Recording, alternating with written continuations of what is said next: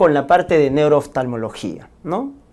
En esta parte vamos a evaluar lo que son las pupilas, ¿no? Las pupilas generalmente deben ser circulares, deben ser isocóricas, o sea, el diámetro de la pupila es del mismo tamaño, reactivas a la luz y que tengan el reflejo de la acomodación. Entonces, a eso se llama CIRLA, ¿no? Que sean circulares, isocóricas, reactivas a la luz y a la acomodación. Entonces, eso es lo normal en una evaluación, ¿no? Recuerden el reflejo fotomotor, ¿ya? Entra con el 2 y la respuesta es con el 3, ¿no? Entra con el 2 la luz y la respuesta es del tercer par parasimpático haciendo miosis, ¿no? Entonces el reflejo fotomotor. O el reflejo de la acomodación, que es cuando veo un objeto cercano, ¿no? ¿Qué hacen los ojos? Convergencia y miosis. Reflejo de la acomodación. Convergencia y miosis, cuando tenemos el reflejo de la acomodación. Muy bien. Entonces, veamos, cuando se pierde el reflejo fotomotor, debemos acordarnos de este nombre, pupila de Marcus-Gahn. La pupila de Marcus-Gahn, entonces, es cuando no entra la orden, o sea, está fallando la vía aferente del reflejo fotomotor. Entonces, habíamos dicho, en el reflejo fotomotor, ¿con quién entra? Con el 2. ¿Y cuál es la respuesta? Con el 3. Entonces, ¿quién está fallando? El 2, el segundo par, el nervio óptico. Por eso la pupila de Marcus-Gahn se llama defecto pupilar aferente, porque es lesión del segundo par. No entra, pues, segundo par. Defecto pupilar aferente o pupila de Marcus-Gahn. Entonces, le pongo la linterna, no responde. Defecto pupilar aferente. ¿Dónde lo vemos esta pupila de Marcus-Gahn o defecto pupilar aferente?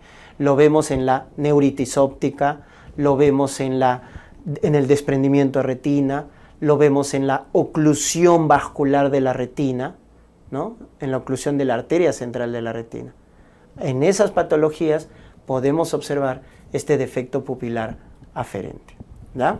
Pero el reflejo consensual sí está conservado. Miren, si vas al otro ojito, que está normal, miren, ahí sí hay respuesta, ¿no? Ahí sí hay respuesta, ¿ya? Porque generalmente es unilateral. La pupila de Adie se produce por lesión del ganglio ciliar. ¿Y qué es el ganglio ciliar? Es el ganglio del tercer par craneal. Entonces, cuando se lesiona el ganglio ciliar, que es el ganglio del tercer par craneal, estás lesionando al parasimpático, porque el tercer par tiene ramas del parasimpático. Entonces, tú acuérdate, el parasimpático, ¿qué hace? Miosis. Entonces, si lo estás lesionando, ¿qué es lo que se va a producir? Lo contrario, midriasis. Entonces, la pupila de Adie es una lesión del ganglio ciliar, que es el ganglio del tercer par craneal, lo cual nos va a producir esto, midriasis, ¿no? Eso es lo que se conoce con el nombre de pupila de Adie, pupila de Adie. Lo contrario es en el síndrome de Horner. Si en Adie lesionábamos al parasimpático ganglio ciliar del tercer par craneal, en Horner vas a lesionar la cadena simpática. Entonces, al lesionar la cadena simpática, cuya causa más frecuente es por un tumor de pulmón, acuérdense del tumor de Pancoas, ¿no? El tumor de Pancoas es un carcinoma epidermoide que lesiona la cadena simpática. Entonces, la lesión de la cadena simpática, ¿qué nos va a generar? Nos va a generar miosis, ¿no es cierto? Miosis, anhidrosis, ¿no? Enoftalmos, y lo que estás viendo acá, tosis, miren, tosis. ¿Ya? Entonces estás viendo acá en este ojito del lado izquierdo una tosis palpebral, el ojo se ve más pequeño, enoftalmos, ¿ya? La pupila está pequeña, miosis y anhidrosis de la M cara, por lesión de la cadena simpática. Entonces eso se llama síndrome de Claude-Bernard Horner. Su causa más frecuente, tumor de Pancoas, ese carcinoma epidermoide que está en el vértice del pulmón y que lesiona la cadena simpática, ¿ya? Acuérdate que la tosis palpebral en el síndrome de Horner es por debilidad del músculo de Müller, por debilidad del músculo de Müller, ¿ya?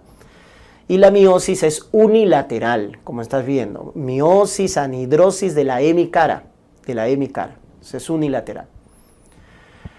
Porque tenemos luego la pupila de Argyll-Robinson. La pupila de Argyll-Robinson es como el Claude Bernard Horner, pero es bilateral. Es bilateral.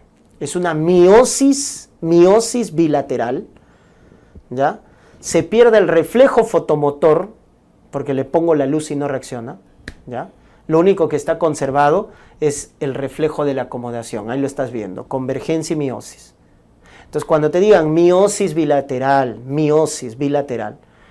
pérdida de reflejo fotomotor, reflejo de acomodación presente, conservado, pupila de Argyll-Robinson. Se produce por lesión bilateral de la cadena simpática. En Horner, tú haces lesión unilateral de la cadena simpática. Acá haces lesión bilateral de la cadena simpática. ¿Y quién produce eso? Una enfermedad infecciosa. La neurosífilis. ¿Ya? La neurosífilis, característicamente, es la que produce la pupila de Argyll-Robinson. ¿Ya? Acuérdate.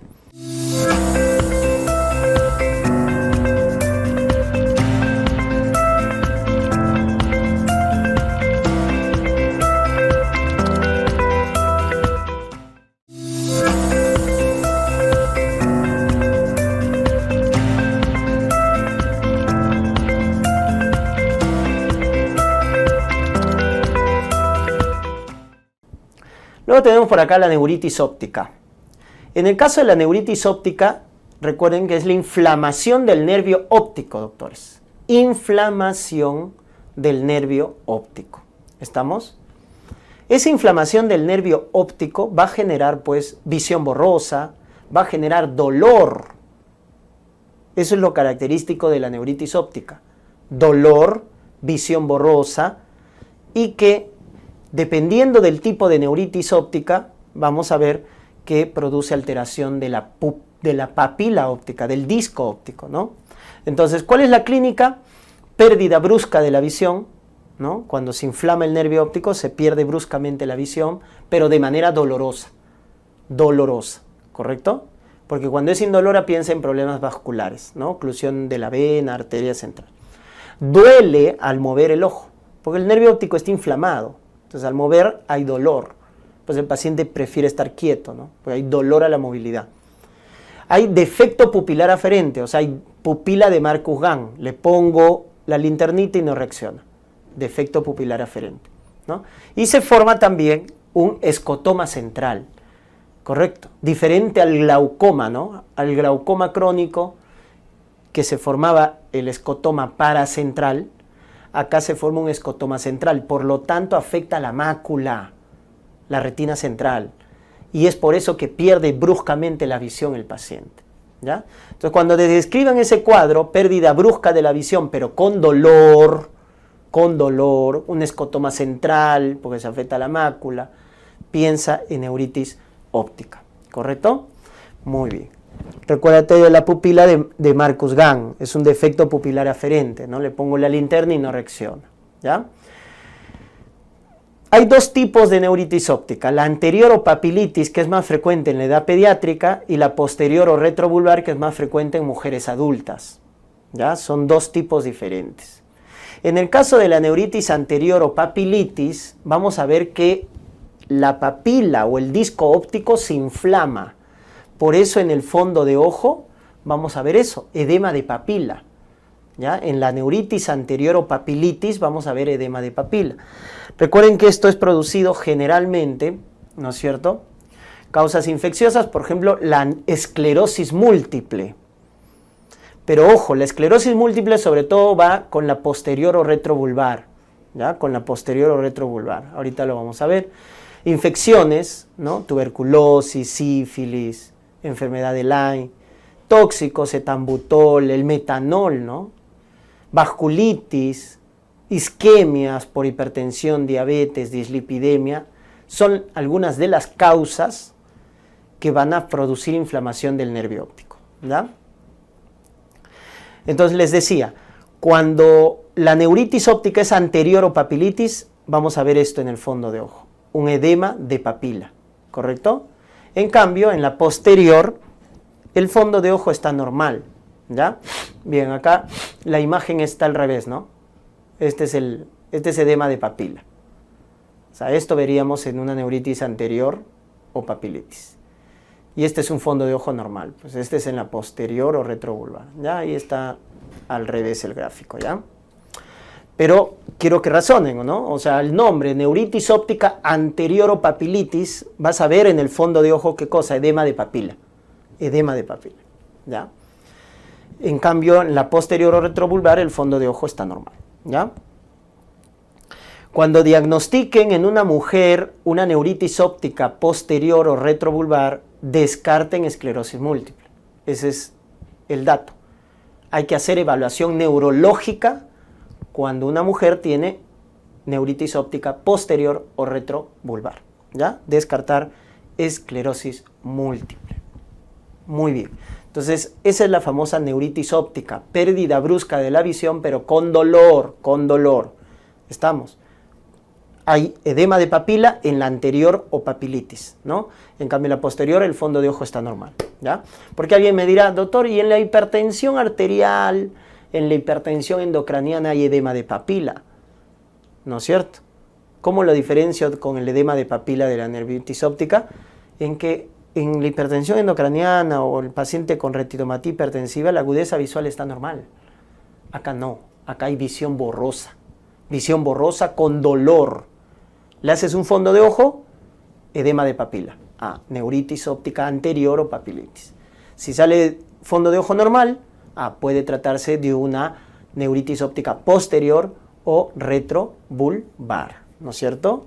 Muy bien. Acuérdense de este antituberculoso, el etambutol, que suelen preguntarles en reacciones adversas, contraindicada en niños menores de 7 años, porque justamente produce esto, neuritis óptica, ¿ya? Entonces ese dato también hay que recordarnos.